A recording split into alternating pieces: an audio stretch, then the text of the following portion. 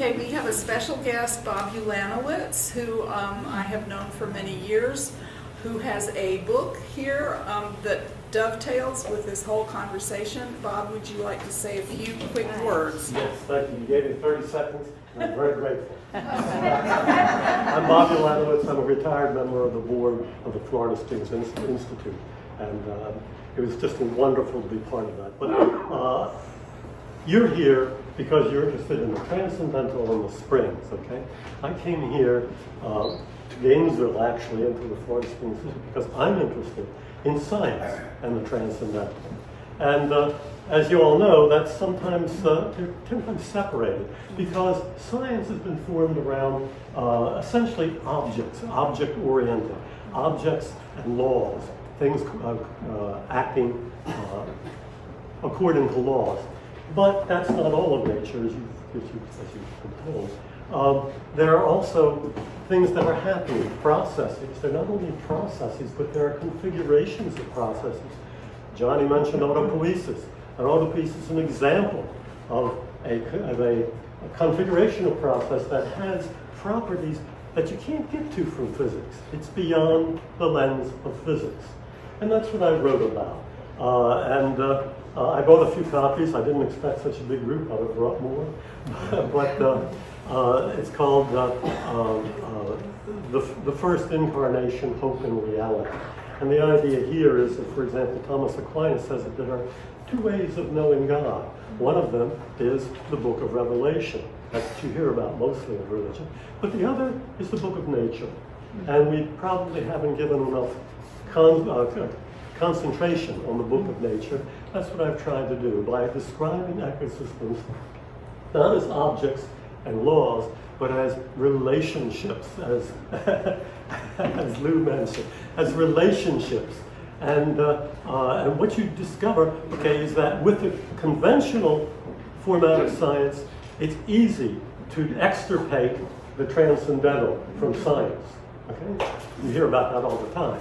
But if you get into relationships and configurations of relationships, you can't extirpate it.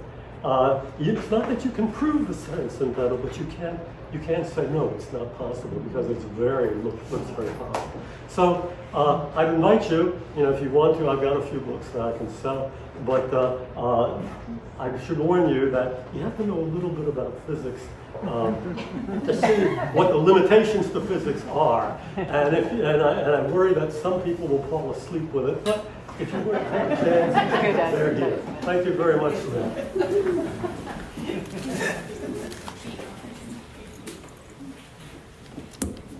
I think that may be the most honest book plug I've ever heard. Let's thank our presenters.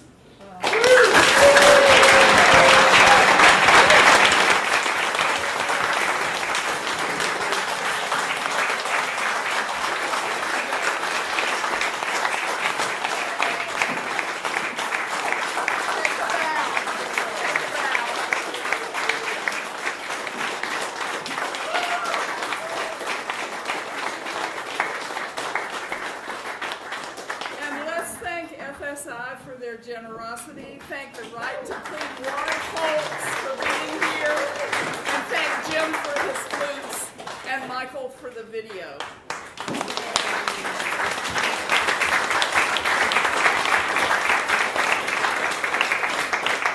And please don't forget the donation boxes and to visit the Right to Clean Water table and talk to Carl and David, because you need to know about this because it's important. I'm going to yap about one last thing, and then I want to close with a couple of snippets from literature. I think those of us who first encountered the Springs, as I did, in the middle of the 20th century, may be the last people to know what a healthy spring is supposed to look like. That's a tough thing to say, but I'm being honest too. I think it's important that we document what our springs have meant to us. So I encourage everyone here to share your stories with your children, your grandchildren, and with as many other people as you can.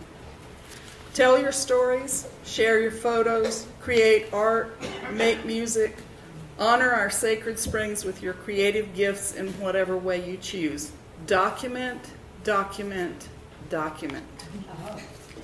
Here's a poetry snippet from Life Chant by Diane DePrima, who was in that cohort of American poets that includes Jack Kerouac and Gary Snyder. May the wind deal kindly with us. May the fire remember our names. May springs flow, rain fall again. May the land grow green. May it swallow our mistakes. And this is a favorite from the novelist Charles Fraser. The spring rose up from its deep source and smelled of wet earth and the stones at the center of the world. Whatever you believe and whatever God you pray to, a place where clean water rises from the earth is in some way sacred. Now, do we have any, we have maybe a few minutes, Haley, can we take a few minutes for questions? It's getting late. She says yes. Who would have a question for any of our speakers? Anybody?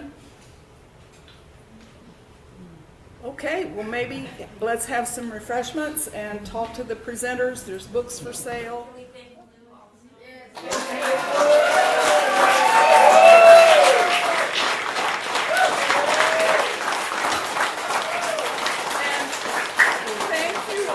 Thank you all for coming, and thank you for caring. Because... Do it again next year. Okay.